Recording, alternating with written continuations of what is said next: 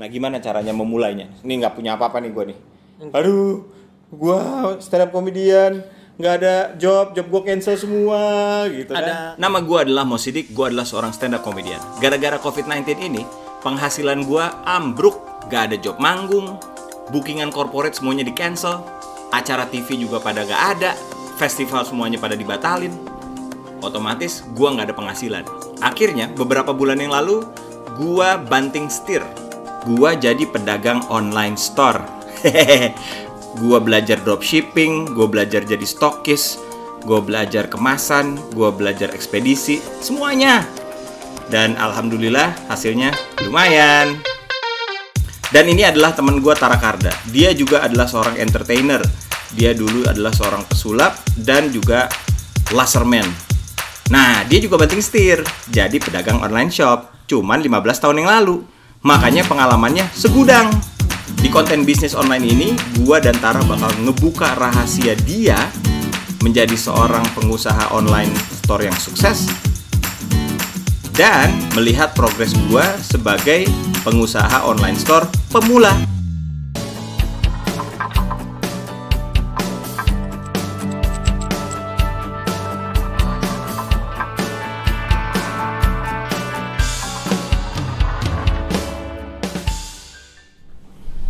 Halo, mungkin lo bingung kenapa gue yang tiba-tiba ngelawak, tiba-tiba sekarang malah ngomongin online shop. Ini karena COVID-19 membuat kita miskin ya semua ya. Karena ya itu kan kita disuruh social distancing. Rupanya nggak sosial aja yang distancing, tapi money juga also distancing. Jadi banyak orang-orang kayak gua dan lu mungkin karena lu nonton ini yang kehilangan banyak penghasilan dan akhirnya terpaksa harus banting setir. Nah, gua adalah salah satunya. Gua itu kemarin banting setir di bulan April dan sekarang ini udah bulan Juli. Nah, rupanya tempat gue banting setir itu lumayan banget, gitu, lumayan menghasilkan dan akhirnya bisa ngebiayain kebutuhan sehari-hari gue, ya. Dan itu adalah online shop. Kemarin gue sempat bikin beberapa iklan dan alhamdulillah pada beli semuanya. Terus banyak yang nanya, bang ini apa sih bang, katanya gitu. Gue bilang dropshipping gitu, karena gue mau mulai semuanya dari dropshipping. Dan akhirnya juga banyak yang nanya gitu, dropshipping gue mau dong, gue mau jadi reseller lo dong, apa segala macam. Nah kata gue, wah lumayan nih kalau banyak yang nanya gini kan bisa jadi konten. Nah akhirnya gue bikin konten. Nah sekarang gue udah punya tamu, ini teman gue sejak lama. Kita sudah berteman dari tahun 2003. 2000. 2000. Oh iya 2003. 2003. Iya. Lu masih pesulap waktu itu ya, Tar? Yes. Iya. Sulap yang sukses. Cuman dia tahu bahwa sulap juga. Untung aja dia nggak terus sulap. Kalau sulap ya sekarang barengan sama gue lagi nyari penghasilan yang lain. Nah, Tara ini adalah orang yang teman gue, salah satu teman gue yang sukses menjalankan bisnis online-nya. Dia udah menjalankan bisnis online dari tahun 2005 sampai sekarang. Udah hampir 15 tahun. Sekarang udah punya beberapa toko dan malah punya produk sendiri. Produk yang bermerek sendiri. Dan juga Tara ini juga sering sekali kalau di dunia online shop ya, dia banyak dikenal dan juga dipakai sebagai pembicara-pembicara gitu. Nah gue mau nanya, karena banyak nih yang nanya, bang dropshipping itu gimana sih? Sekarang kita tanya aja langsung. Ini yang lebih ahli. Oh gue sih jagoin ngelawak doang. Tar? Yes. Dropshipping, kita kasih 5 pertanyaan awal ya. Oke. Yang pertama, Ini apa nih, rapid question? rapid question. Oke. Bener nggak dropshipping itu adalah hal yang paling pertama harus kita kerjain ketika kita mau buka toko online? Benar atau tidak aja? Benar nggak kalau dropshipping harus jadi maksudnya satu-satunya pintu gerbangnya gitu maksudnya? Ya enggak, maksudnya kan banyak orang nanya nih, lo kalau mau online shop, lo dropshipping aja dulu, belajar dropshipping aja dulu. Bener nggak? Sebenarnya bisa jawab iya tidak, tapi gue jawab iya. Ya bener artinya ya. Bener nggak dropshipping itu tanpa modal? Ini banyak yang ngomong gini soalnya, weh gitu di TikTok sambil bagaikan langit gitu kan, terus sambil ngomong, weh lu kalau nggak punya modal, lu dropshipping aja tanpa modal. Nih lihat penghasilan gua gitu kan. Yes. Bener nggak? Tidak. Oke. Jadi nggak bener. Yang ketiga, dropshipping itu kan naikin harga dari orang yang sudah ngejual. Itu emang orang lain nggak pada ngecek gitu?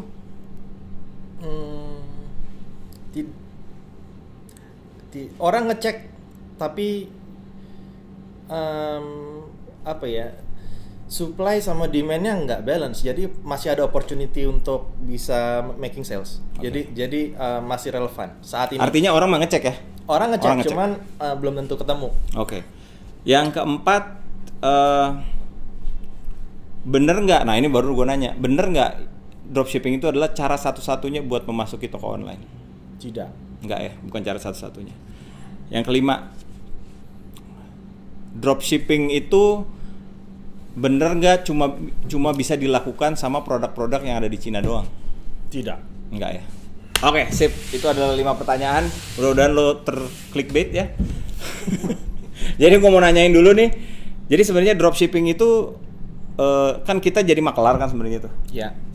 Itu gimana sih? Apakah memang bener barangnya? Kan orang dulu katanya lo jual di Shopee, ambilnya di mana, di AliExpress gitu. Gini, jadi kalau dropshipping itu kan sebenarnya kita menjadi agennya si pemilik produk. Ya. Sebagai apa ya? Affiliation lah dia, mengafiliate produk dia, kita bantu pasarkan dengan channel kita. Cuman yang banyak dropshipper yang fail itu karena dia main di pasar yang sama. Misal dia lihat di Tokopedia, terus kemudian dia jualnya juga di Tokopedia. Oh gitu. Jadi kalau lo punya di Tokopedia, jangan jual di Tokopedia. Sebaiknya gini, bisa saja making sales di Tokopedia dengan treatment khusus. Itu technical banget, nanti kita bahas. Yeah. Tapi sebaiknya tidak, karena apa? Tokopedia tuh fitur udah banyak, ya. Kalau mau kita sort harga termurah atau itu langsung keluar, gitu. Oh gitu ya. Jadi iya, betul. Kalau kita mau memulai dropshipping, sebaiknya ketika kita mempunyai pasar sendiri. Misalnya kayak kalau masih sekolah bisa jualan anak mahasiswa ya? Misalnya bisa jualan di kampus atau melalui sosial media, cari barangnya di Tokopedia. Itu oke. Tapi kalau sama di Tokopedia, mungkin yang bisa membuat itu terjadi adalah masalah saat ini di Indonesia adalah internet yang masih lemot. Yeah. Jadi ketika ketemu sama calon potensial buyer ya, visitor di toko online kita, dia tidak memiliki banyak kesempatan untuk ngecek produk lainnya, karena buka satu foto ke foto lain aja udah lama. Jadi dia nggak sempat ngecek gitu loh. Jadi menurut dia harganya udah oke, dia beli. Wah, itu opportunity ya. Itu sebuah kejadian yang memalukan buat warga Indonesia, tapi opportunity ya buat dropshipper ya. Kenapa dropshipping berhasil di Indonesia? Ya karena internet kita butut, Pak. Gitu. Boro-boro sesama Tokopedia mau ngecek ke marketplace lain, juga repot lagi, keluar aplikasi, buka aplikasi, search lagi. Waduh, iya betul. Jadi internet salah satu faktor pendukung kalau di sini. Sudah gitu udah internet, terus HP-nya juga gitu ya. Saya tidak akan menyebut merek ya. Tapi memang ngeheng kalau pindah aplikasi. Yes. Iya, wah itu jadi opportunity ya. Soalnya gini, ini buat yang nggak tahu dropshipping itu kalau misalnya kita singkat itu adalah lo beli di tempat lain, lo naikin harganya, terus lalu lo jual di toko lo sendiri, gitu. Entah itu mau di Shopee, lo beli di Tokopedia jual di Shopee, atau misalnya ada beberapa teman-teman gua belinya di AliExpress jualnya di Shopee, gitu. Cuman masalahnya adalah yang selalu ditanyakan sama orang sama gua adalah, sebentar bang, lo kan jualan nih di Shopee katanya. Gue kan jualan nih, ada jualan, itu dropshipping.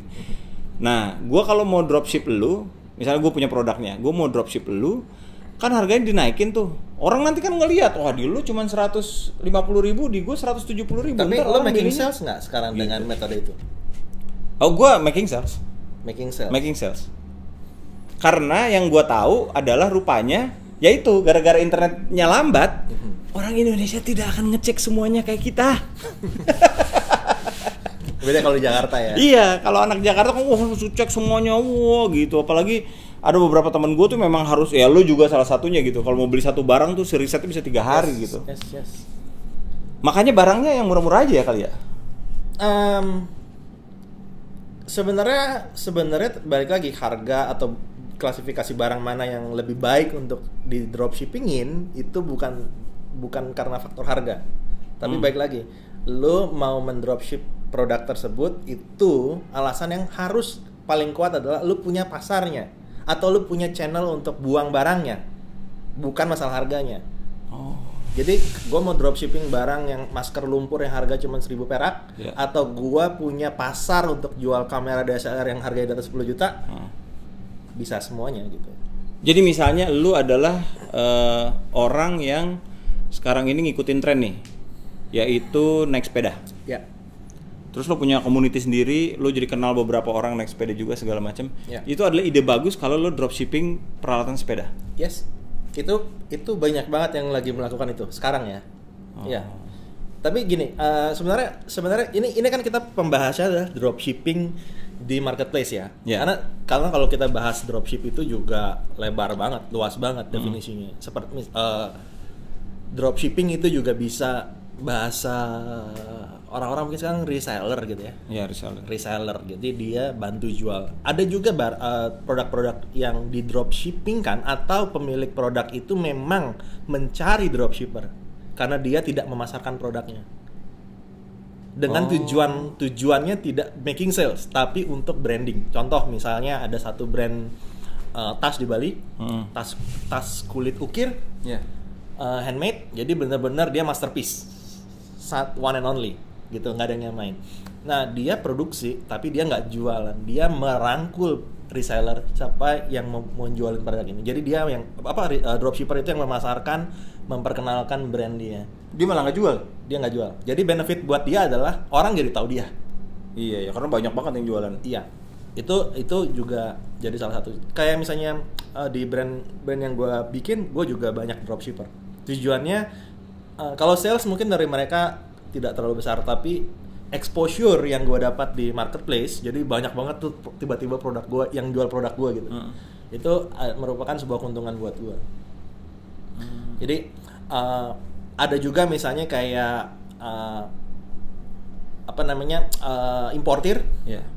Dia misalnya nih gue masuk barang satu kontainer, dia broadcast. Terus kemudian orang-orang itu nggak beli, dia broadcast lagi ke customernya. Begitu ada yang nyangkut, si pemilik yang importer ini akan kirim langsung ke customernya. Jadi sebenarnya dropshipping itu modelnya banyak banget, nggak cuman marketplace to marketplace. Tapi yang kita bahas spesifik sekarang yang di marketplace ya. Tokopedia, di Shopee, Bukalapak, dan Lazada, 4 marketplace besar di Indonesia. Ya. Nah, sekarang ini salah satu feature dropshipping yang sekarang ada di Indonesia menurut gua seru banget, yaitu resi otomatis. Itu menurut gue seru banget karena gini, jadi misalnya Tara punya produk nih, gue ngedropship ke teman gue, ke orang lah gitu. Gue punya toko, terus ada orang beli dropship ke gue, beli barang ke gue dropship dari Tara. Nah gue kan bilang sama Tara, Tar, ini ada yang beli, kirimin dong. Nanti gue akan bilang ke Tara buat ngirimin barang itu ke si pembeli. Nah hebatnya kalau lo klik itu si dropshipnya, itu nanti orang ini taunya barangnya dikirimnya sama gua. Jadi di resinya tuh pengirim mau sidik Jakarta Selatan. Itu menurut gua keren banget. Iya. Ya itu sebenarnya kalau pemain lama ya, misalnya kayak gua main dropshipping dari 2005. Belum ada fitur itu. Jadi memang repotnya di dropshipping, mendropshipkan barang kita itu adalah yaitu, jadi setiap hari reseller kita, si dropshipper itu minta resi tiap hari. Kita pun juga harus ngecek ongkir manual, karena waktu itu belum ada marketplace. Jualan itu mungkin channel jualan masih di Kaskus ya, BBM Group. Ya Allah, BBM Group. Ya. Terus di OLX waktu itu masih Toko Bagus, berniaga.com waktu itu masih ada sebelum gabung. Iya betul. Jadi channelnya ya itu, dan channel terbesarnya adalah Kaskus. Udah kita jualan di Kaskus setiap hari, mainnya di Kaskus. Lu dulu pertama kali kalau nggak salah jualan itu ya, casing HP ya? Casing HP. Sekarang masih? Masih. Apa tergantung tren? Masih. Masih casing handphone dan add-on handphone yang lainnya. Tapi casing terus tempered glass masih. Oke, sekarang kita ke inti masalah dari video ini. Bagaimana gua adalah Itu yang 4 pertanyaan lainnya nggak mau di breakdown. Oh, video lain dong. Video lain. Oke. Iya. Tapi di video ini yang kita janjikan adalah lu pasti tahu caranya gimana menjadi memulai untuk menjadi dropshipper. Ini di video ini lu akan tahu caranya menjadi dropshipper. Nah, gimana caranya memulainya? Ini nggak punya apa-apa nih gua nih. Aduh, gua stand up comedian, nggak ada job gua cancel semua gitu kan. Ada 2 cara. Yang pertama adalah ngikut main. Jadi gini, kalau dulu di mungkin sekisaran 2006, 2010 itu pada saat eBay lagi jaya-jayanya dan Alibaba baru melejit. Di US itu ada quote buy from Alibaba, sell on eBay. Gitu. Karena ada transisi di Amerika pada saat itu di mana produk yang dulunya made in Amerika semua tiba-tiba jadi made in China. Oh iya betul. Gitu. Iya. Jadi jadi barang eBay isinya semuanya adalah barang Alibaba. Jadi buy from Alibaba, sell on eBay. Ya. Nah, di Indonesia itu bisa diaplikasikan. Itu adalah suggest pertama mungkin yang paling reasonable bisa dilakukan, yaitu membeli di Tokopedia, jual di Lazada. Kenapa? Specifically belinya harus di Tokopedia, jualnya di Lazada. Oke. Kalau kita bahas technicalnya itu agak di kompleks. Di video lain. Tapi kenapa alasan utamanya adalah begini. Yang pertama, Tokopedia itu adalah marketplace yang paling cepat. Tokopedia adalah marketplace yang paling cepat. Ya. Ya. Salah satu alasan kenapa orang terutama yang domisili di Jabodetabek ya, prefer Tokopedia adalah lu beli sekarang sejam lagi nyampe. Itu hanya bisa di Tokopedia, di marketplace lain tidak. Itu satu. Jadi lu cari suppliernya di Tokopedia karena sejam kemudian pakai Gojek apa segala macam bisa nyampe. Bisa nyampe. Iya. Terus kemudian yang kedua, harganya itu sangat bagus. Karena banyak promonya, apa gimana? Karena siapapun bisa jualan di Tokopedia. Karena dia adalah C2C marketplace, jadi consumer to consumer. Jadi siapapun bisa jualan. Lu sekarang barang bekas juga bisa ya? Barang bekas juga bisa. Lu 1 menit register, langsung upload handphone bekas lu, langsung udah terposting. Jadi mudah sekali. Iya. Terus juga harganya itu sangat kompetitif. Mungkin ada 3 lah yang bisa gue bilang yang paling kompetitif harga untuk belanja produk ya. Tokopedia, Shopee dan Bukalapak. Nah, jadi kenapa Tokopedia di antara 3 ini? Ya satu lagi dia udah punya fitur dropshipping. Iya. Kalau ya di Tokopedia punya fitur dropshipping. Terus kemudian secara algoritmanya menurut gue paling mature. Jadi tidak ada less bugs. Terus feature-featurenya juga sangat mensupport itu gitu, dan banyak cashbacknya. Ya itu. Jadi kita dapat cashback itu artinya cuan buat ada benefit lain ya. Gitu. Kita belanja, kita kulakan. Misalnya kayak gue tidak pernah bayar listrik, bayar pasca bayar gue, bayar TV kabel gue. Itu dari sekarang itu semuanya dibiayai Tokopedia. Oh gitu ya. Dari gua kulakan di Tokopedia dapetin cashbacknya ke OVO gitu ya. Iya. Nah itu semuanya gue ingat dulu Tara pernah lu beli sepatu Jordan mahal banget, semuanya gara-gara lu beli barang di Tokopedia itu cashbacknya OVO. Iya. Jadi gue tabung gitu. Gue juga pernah kayak gitu. Beli sepatu Jordan. Iya. Beli sepatu Jordan aja. Kenapa jualnya di Lazada? Nah, Lazada ini sangat unik secara algoritma pencarian. Jadi kalau misalnya kita mau mencoba mencari produk di Tokopedia sama Lazada, misalnya kita mau cari kamera. Kalau kita search kamera di Tokopedia, lu search, gua search, dan 4 orang lainnya search, resultnya sama. Ya. Sementara kalau lu search kamera di Lazada, lu search, gua search, 4 orang lainnya search, resultnya berbeda. Karena algoritmanya. Karena algoritmanya. Nah, jadi kita punya potensi untuk menjual produk lebih tinggi di Lazada. Ya. Kenapa yang muncul di produk pertama gua adalah produk A, di lu produk B, ya. Ya kan? Berarti kan tinggal ada caranya tuh, gimana caranya kita muncul di depan. Itu teknis bisa dibikin supaya produk kita nongol di depan. Jadi dengar-dengar lu expert di bidang ini nih, di bidang nongolin produk lo ya, di searching orang. Ya. Tapi metode selalu berubah karena engine dan algoritma Lazada selalu update. Oh gitu. Jadi lo kejar-kejaran. Dan kemudian fitur yang dimiliki Lazada adalah COD. COD-nya adalah the best dari 4 marketplace lain yang ada di Indonesia. Jangkauannya terluas untuk Lazada. Jadi segmen Lazada itu adalah segmen daerah. Rata-rata pembelinya jarang yang di Jabodetabek atau Jawa, justru yang jauh-jauh. Nah, mereka tuh males tuh ke ini lain ya, ke marketplace lain. Jadi nyarinya di Lazada doang. Karena keterbatasan orang-orang tersebut adalah akun bank. Mereka tidak bisa bayar. Jadi gue prefer mendingan gue bayar cash pada saat barang datang dan lebih trusted. Ya kan? Oh, barang datang baru gue bayar gitu. Iya. Gue nggak suka gue bisa balikin. Itu orang Indonesia banget ya. Jadi itu adalah tempat jualan yang benar. Bagaimana kita bisa jualan di Lazada dengan membeli di Tokopedia? Berarti kita harus meningkatkan visibility produk kita di Lazada. Gimana caranya kalau orang nyari ketemunya produk kita? Nah itu teknis. Nanti kita bahas, boleh? Ya, boleh. Gitu. Jadi memulainya adalah sarannya begitu. Ya. Tapi balik ke pertanyaan ketiga lo tadi, benar nggak pakai modal itu tidak karena gini. Kalau lo mau dropshipping, misalnya gue dropshipper, lo punya barang, terus gue dropship, oke?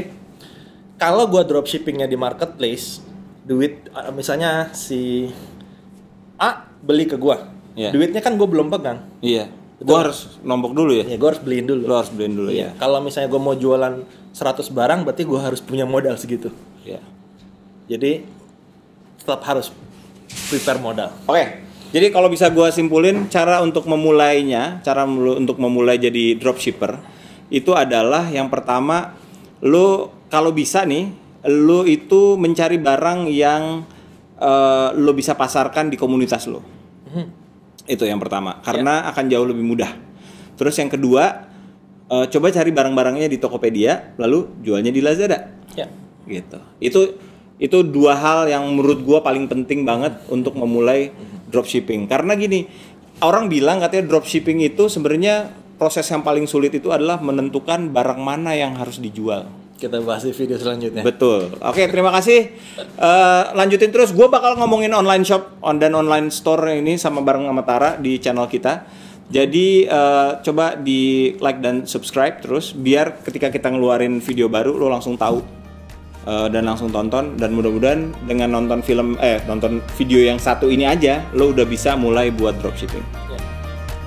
Kalau ada pertanyaan ya di bawah ntar boleh kita jawab. Tanya di bawah. Kalau memungkinkan gue pasti jawab. Gue pasti baca satu-satu tapi gak gue jawab satu-satu.